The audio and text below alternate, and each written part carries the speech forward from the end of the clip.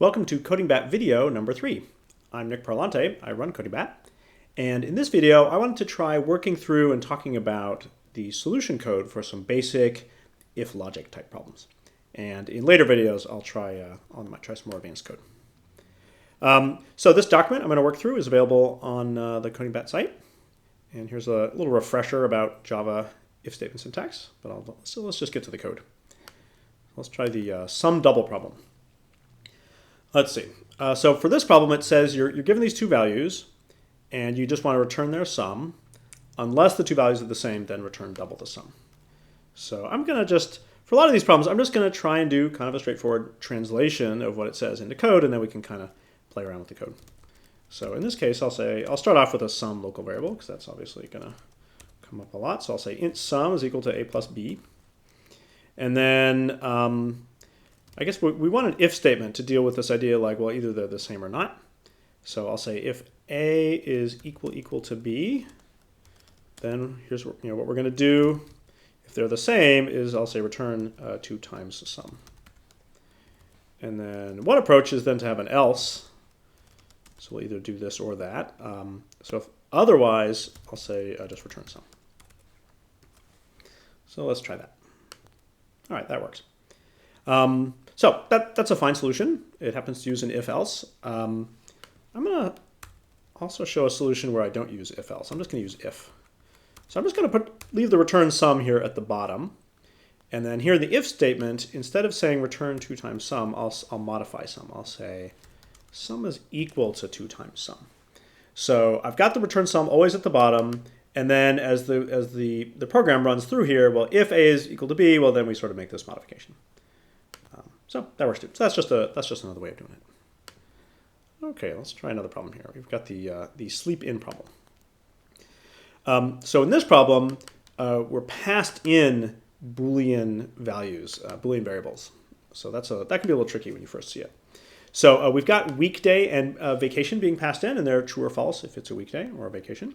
And the key thing here it says is we want to return true if we're going to sleep in. And we sleep in if it's not a weekday or we're on vacation. That's the key thing here. So let me try translating that.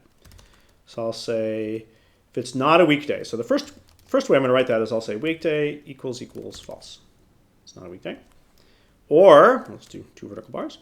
We're on vacation. So I'll say vacation equals true. So if that's true, then I'm going to return true. We sleep in.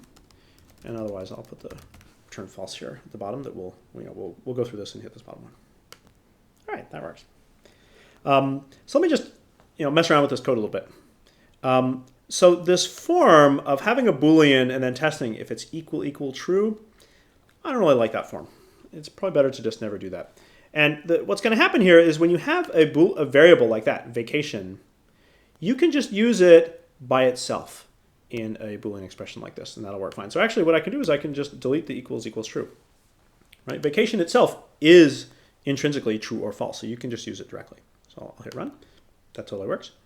And actually something similar happens with this equals false. I can just delete that, and instead I'll hit the exclamation mark here. I'll say exclamation mark, which you pronounce as not. So if not weekday or vacation, that works. So I'd say that's a fine solution written that way. Now, it turns out there's sort of a trick we can do here. I'm going to highlight the test, not weekday or vacation. So that highlighted part is either true or false. If it's true, then we're going to run this line and return true. If it's false, we're going to run this line and return false. So notice that what we return is the same as what this highlighted value is, if it's true or false. So actually, we can take advantage of that and just return that highlighted test directly. Just whatever that Boolean value is, true or false, just return it and just delete all of the rest of this stuff. So that works too. That does the same thing. Now, it's not important to me that you get your solutions always down to one line. I thought that other way was fine too. But it's just sort of cute that it's possible to make it that short. Okay, let me try one more here, the monkey trouble problem. So for this problem, we've got 2 monkeys. And basically, there's the A smile and B smile parameters indicate if they're smiling. And what the problem says is we're in trouble if they're both smiling or if neither of them is smiling. So I'm going to try sort of a direct translation of that. So I'll say, all right, well, how would you test if they're both smiling? Well, that's just going to be use of and, right? If A smile and B smile. So if they're both smiling, we're in trouble. So I'm supposed to return true. And I'll just sort of put a return false down here at the bottom. So actually we can just, this is not complete, but we can run it, sort of see what it does. So it gets the right answer in most cases, but it misses this case, the false case. So it doesn't get the case where they're both not smiling. We're supposed to be in trouble in that case. So I need to detect that too. So to say that they're both not smiling, I'll say if not bang, or I'm sorry, not a smile and not B smile, then return true in that case too. So these are kind of like the two cases, right? That's one way you could be in trouble. That's the other way you could be in trouble. And if we get past both those, we get down here, return false. All right, so now that's correct. This is an okay solution. Really what's going on here is sort of an or, right? I'm saying either this way is true or this way is true. And so actually, we can just write it as one big thing. Take those two tests and just separate them with an or.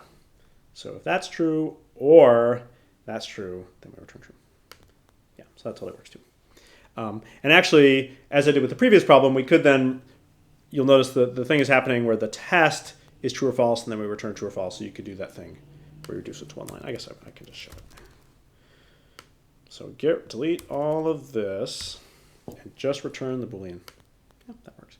Anyway, as I said, it's not important to get everything down to one line, but it's just sort of cute that it happens to be possible.